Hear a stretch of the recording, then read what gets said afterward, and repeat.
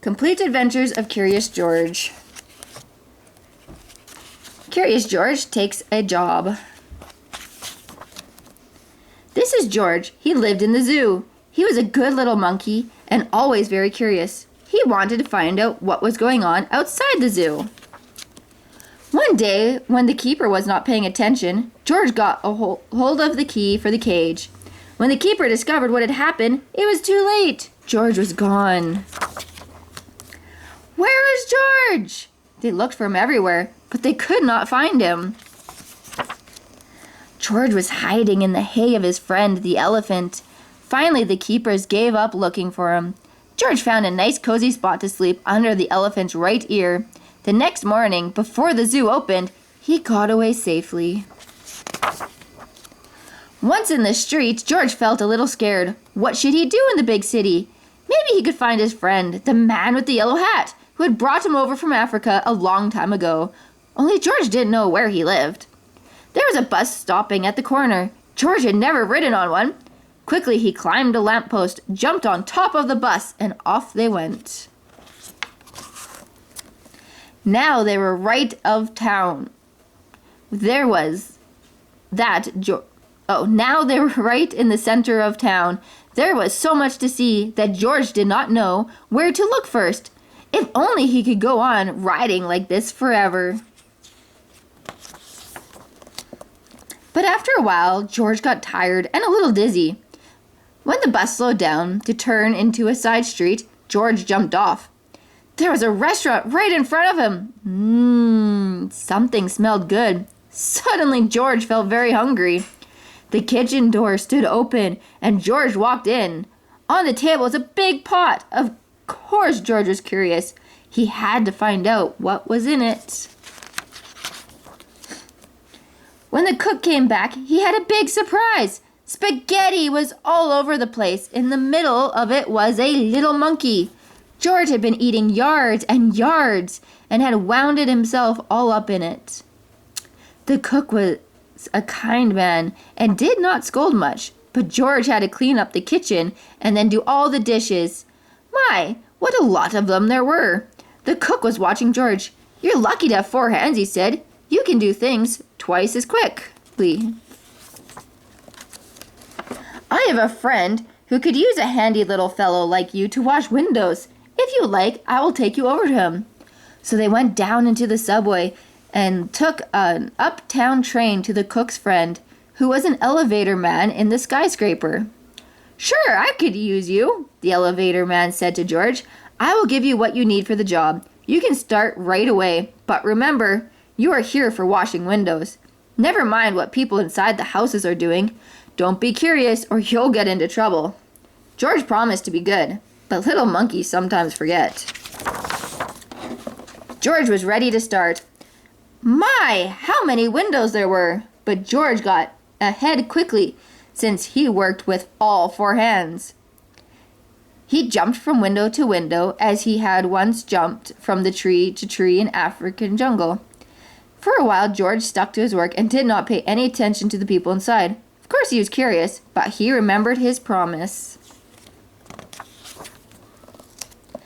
In one room, a little boy was crying because he did not want to eat his spinach.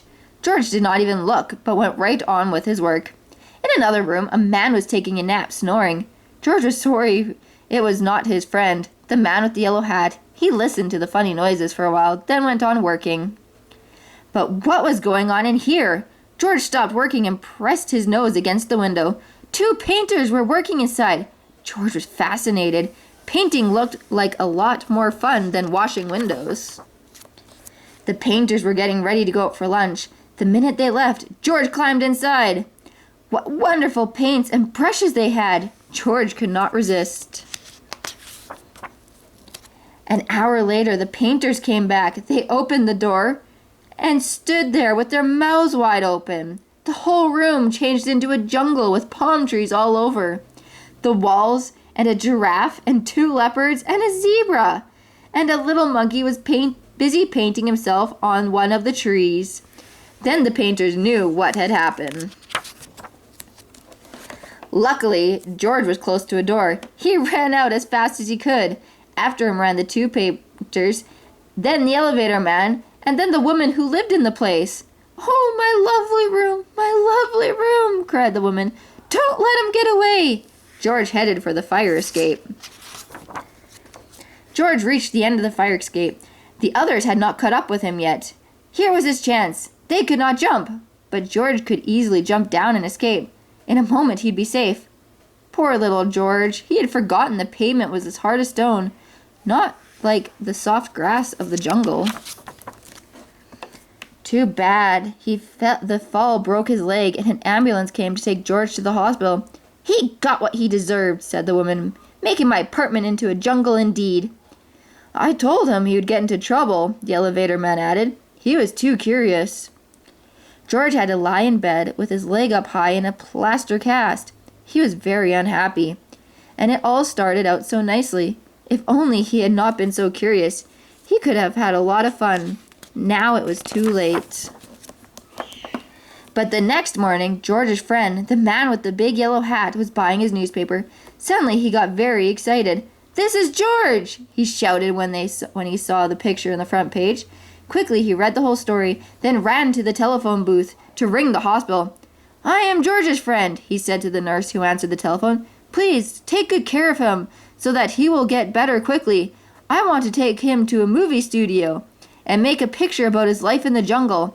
Don't let him get into any more mischief until I can take him away." Finally, the day came when George could walk again. "Your friend is going to take you this morning," said the nurse. Just wait right here for him and don't touch anything." As soon as George was alone, he looked around at all the strange hospital things. "I wonder what that big blue bottle is," he thought. George was very curious. It smelled funny. Suddenly his head began to turn. Then he felt as if he were flying. Then rings and stars danced before his eyes. Then everything went dark.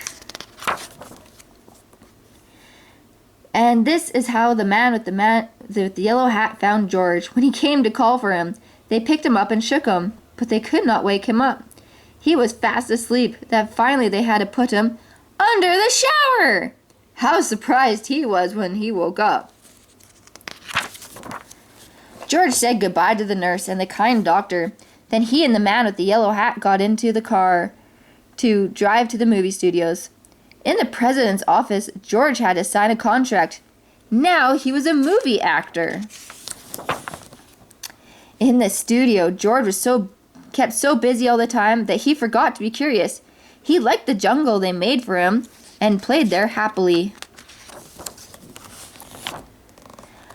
And when the picture was finally finished, George invited all of his friends to see: the doctor, the nurse, the ambulance driver, the man from the newspaper stand, and the woman and the elevator man, and the two painters, and the cook, and the reporter, and all the zookeepers of the zoo. Now the lights went out, and the picture started. "This is George," the voice began. "He lived in the jungle. He was a good little monkey. He had only one fault. He was too curious."